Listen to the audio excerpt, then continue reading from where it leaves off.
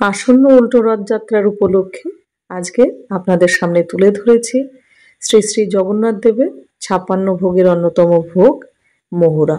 প্রভুকে মধ্যাহ্নে ছত্রভোগে যে ভোগ দুটি নিবেদন করা হয় সেটি হলো এক মহুরা অথবা বেসর। নমস্কার, কেমন আছেন সবাই? নিশ্চয়ই খুব ভালো আছেন। বাসন্তী রান্নাঘরে সবাইকে স্বাগত। আজকে আপনাদের সামনে তুলে ধরেছি রথযাত্রার স্পেশাল রেসিপি শ্রী শ্রী জগন্নাথ দেবের ৫৬ ভোগের অন্যতম ভোগ মহুরা বা মহুর। এই রান্নার ধরনটা একটু অন্যরকম, তাই ভিডিওটা পুরো দেখবেন, না হলে খুঁটিনাটি জিনিস মিস করে যাবেন। আশা করি ভিডিওটা আপনাদের খুব ভালো লাগবে। আর যদি ভালো লেগে থাকে তাহলে চ্যানেলটিকে সাবস্ক্রাইব করে আর পাশে থাকা বেল বাটনটা প্রেস করে রাখবেন, যাতে এরকম ভালো ভালো সব ভিডিও সবার আগে আপনার কাছে পৌঁছায়। আর তার সাথে একটা লাইক এবং কমেন্ট করতে ভুলবেন না। যদি কারো ভিডিওটা উপকারে লাগে তাহলে আমি নিজেকে ধন্য মনে করব। তাহলে চলুন, আশা করি ভিডিওটা আপনাদের খুব পছন্দ হবে। তাহলে দেরি না করে চটপট দেখে নিই যে আজকে আমাদের মহুরা তৈরি করতে কি কি লাগবে। প্রথমে একটা বাটি নেব এবং এক এক করে দিয়ে দেবো 1 চামচ জিরে, গোটা জিরে, আর দিয়ে দেবো 1 চামচ গোটা ধনে, দিয়ে দেবো 1 চামচ গোটা মৌরি,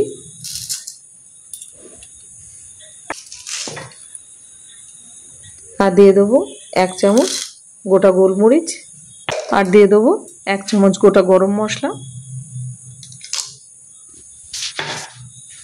দিয়ে দেবো একটা তেজপাতা এবং ছিঁড়ে দেবো মাঝখান থেকে, একটাই দিয়েছি, আর দিয়ে দেবো কয়েক টুকরো আদা। মশলা সব দেয়া হয়ে গেছে। এবার এটাকে ভিজিয়ে দেবো মোটামুটি আধ ঘন্টার জন্য। আধ ঘন্টা মশলাটা ভিজবে, এটা ভালো করে ভিজিয়ে দিই। এবার এটা ঢাকা দিয়ে এক সাইডে রেখে দেবো। আধ ঘন্টা পর আপনাদের সামনে ফিরে আসলাম। মশলাটা খুব সুন্দরভাবে ভিজে গেছে। এই রান্নায় সব সবজি যেহেতু ব্যবহার হয় না, বিশেষ কিছু সবজি ছাড়া এটা হয় না, ওই জন্য কী কী নিয়েছি সেটা আপনাদের দেখিয়ে দিচ্ছি। এখানে নিয়েছি কচু, মিষ্টি কুমড়ো, পটল, আর নিয়েছি মিষ্টি আলু। যেহেতু এমনি আলু ব্যবহার হয় না ভোগে, ওই জন্য মিষ্টি আলু নিয়েছি, কাঁকরোল এবং বরবটি। এবার আপনারা চাইলে মূলো কিংবা বেগুনও দিতে পারেন। আর একটা কাঁচকলা কেটে এইভাবে হলুদ জলে ভিজিয়ে রেখেছি যাতে ভালোভাবে কষগুলো বেরিয়ে যায়। আর নিয়েছি ছোলা। আগের দিন রাত্রিবেলায় ছোলাটা ভিজিয়ে রেখেছিলাম, সেই ছোলা নিয়ে নিলাম হাফ বাটি, কারণ এই রান্নায় ছোলা ব্যবহার হয়। আর নিয়েছি হলো, এখানে আমি ঘরের তৈরি ডালের বড়ি নিয়েছি। আপনাদের ঘরে যদি না থাকে তাহলে কেনা বড়ি নিতে পারেন। একদম ফ্রেশ নারকেল, হাফখানা নারকেল এখানে কুড়িয়ে নিয়েছি, কেননা এই রান্নায় নারকেল, ছোলা এবং গুড় এর সমন্বয়ে তৈরি হয়। এবার মশলাটাকে পেস্ট করে নেব। মশলাটা অবশ্যই আধ ঘন্টা ভিজিয়ে রাখবেন। এবার খুব মিহি পেস্ট না হলেও হবে, একটা দরদরা পেস্ট আমাদের একটা দরকার। ঠিক এরকমভাবে পেস্টটা করে নিলাম। এবার মশলাটা রেডি হয়ে গেল। এবার পরবর্তী প্রসেসে যাই, শুরু করে দিই রান্নাটা। এবার একটা কড়াই নিলাম, কড়াইতে নিয়ে নেব 1 চামচ ঘি। যেহেতু তেলের ব্যবহার হয় না, ওই জন্য পুরো রান্নাটাই ঘি দিয়ে হবে। ঘিটা মেল্ট হয়ে গেলে এবার দিয়ে দেবো বড়িটা। বড়িটা দিলাম। এবার বড়িটা লো টু মিডিয়াম ফ্লেমে বেশ ভালো করে নাড়াচাড়া করে বড়িটা ভেজে নেব। এই ভোগ স্থানীয় কিছু সবজি দিয়ে এই ভোগ তৈরি করা হয়।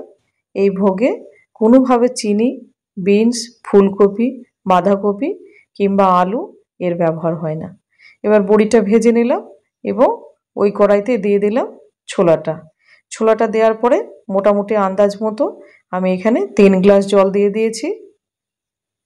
দেওয়ার পরে এবার এক এক করে দিয়ে দেবো বাকি সামগ্রী। দিয়ে দিলাম স্বাদ অনুসারে সন্ধব লবণ।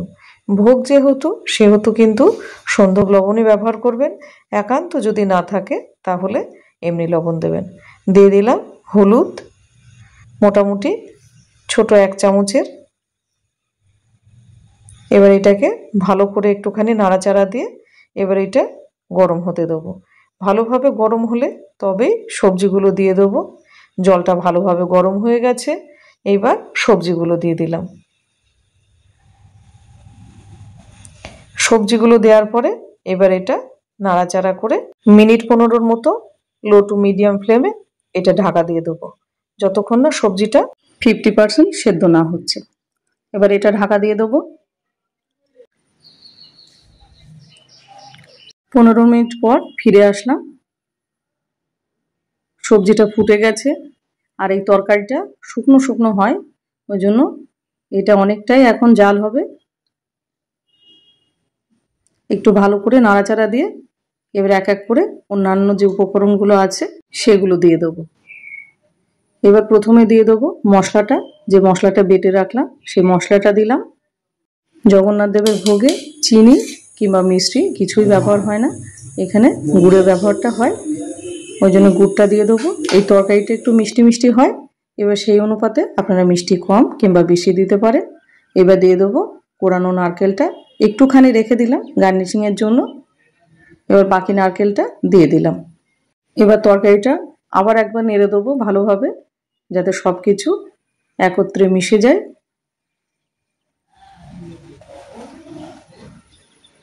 সবজিগুলো মোটামুটি 50% সেদ্ধ হয়েছে, এখনও কিন্তু রান্নাটা অনেকটাই হবে। এবার আবার মোটামুটি 10 থেকে 12 মিনিটের জন্য ঢাকা দিয়ে দেবো। 12 মিনিট পর ফিরে আসলাম। ঝোলটা অনেকটাই শুকিয়ে গেছে, এবার সবজিগুলো কিন্তু সেদ্ধ হয়ে গেছে। আর এই তরকারিটা যেহেতু একটু শুকনো শুকনো হয়, ওই জন্য এটা আরও একটুখানি জাল হবে। সবজিগুলো মোটামুটি সবই সেদ্ধ হয়ে গেছে, এখন এটা শুকানোর পালা। এবার আবার ভালো করে আর একটু নেড়ে দেবো। এবার বাকি উপকরণগুলো দিয়ে দেবো। দিয়ে দিলাম ভেজে রাখা বড়িটা। আমি একটু বড়িটা আগে দিলাম, যেহেতু বাড়ির বড়ি চট করে সেদ্ধ হয় না। আপনারা কেনা বড়ি থাকলে একটু পরে দেবেন, নামানোর ঠিক একটু আগে। এবার একটা ফোড়ন যাবে, কড়াইটা একটু সরিয়ে নিলাম, নিয়ে নিলাম একটা তড়কা প্যান এবং তাতে দিয়ে দিলাম 1 চামচ ঘি। এবার ঘিটা মেল্ট হলে এক এক করে দিয়ে দেবো 1/2 চামচ জিরে, 1/4 চামচ মেথি এবং 1/2 চামচ রাই। মেথি দিয়ে দিলাম, এবার রাই দেব। কালো সর্ষে, এখানে যেহেতু শুকনো লঙ্কা কিংবা কাঁচা লঙ্কা কোনো কিছুরই ব্যবহার হয় না। এবার 1 চিমটি হিং দিয়ে এটা সঙ্গে সঙ্গে সরিয়ে নেব, না হলে পুড়ে যাবে। এবার কড়াইটা বসিয়ে দিলাম, দিয়ে এবার ফোড়নটা দিয়ে দিলাম। এই ফোড়নটার গুণে তরকারিটা আরও বেশি স্বাদ হয়, ভীষণ ভালো লাগে খেতে। মেথি, সর্ষে, জিরে এবং হিঙের গন্ধে, আর তার সাথে থাকে ভক্তি এবং শ্রদ্ধা, সব মিলে মিশে একদম একাকার। এর স্বাদ হয়ে যায় তখন অমৃত। জগন্নাথ দেবের ভোগ যখন তৈরি হয় তখন কিন্তু কোনোভাবে খুন্তি কিংবা ঢাকনা চাপা দেয়া আর কি এগুলো ব্যবহার হয় না, কিন্তু আমরা যেহেতু বাড়িতে করছি ওইভাবে সম্ভব নয়, ওই জন্য আমাদের মতো করেই আমরা করছি। এবার গ্যাসের ফ্লেমটা অফ করে দেবো। প্রভুর ভোগ রান্না এবং পরিবেশন দুটোই মাটির বাসনে হয়, কিন্তু আমাদের কাছে পর্যাপ্ত পরিমাণে সেই সব জিনিস নেই বলে শুধু নিবেদনটা মাটির জিনিসে দেব। এবার উপর থেকে একটুখানি নারকেল ছড়িয়ে, আর ভোগ যেহেতু সেহেতু একটু তুলসী পাতা দিয়ে এবার ঈশ্বরের চরণে ভক্তি এবং শ্রদ্ধা সহকারে অর্পণ করুন প্রভুর 56 ভোগের অন্যতম ভোগ মহুরা। ভিডিওটা আপনাদের কেমন লাগলো? আশা করি আপনাদের ভীষণ পছন্দ হয়েছে।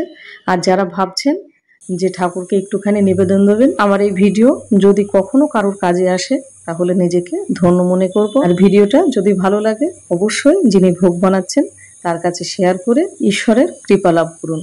আর ভিডিওটা ভালো লাগলে অবশ্যই চ্যানেলটাকে সাবস্ক্রাইব করে, আর হ্যাঁ, একটা সুন্দর করে কমেন্ট এবং লাইক করতে ভুলবেন না, এটা আপনাদের কাছে অনুরোধ রাখলাম। আর 56 ভোগের আরও ভোগ আমার চ্যানেলে দেয়া আছে, ভিজিট করুন, ভালো লাগবে। তাহলে আজকে চলি, ভালো থাকবে।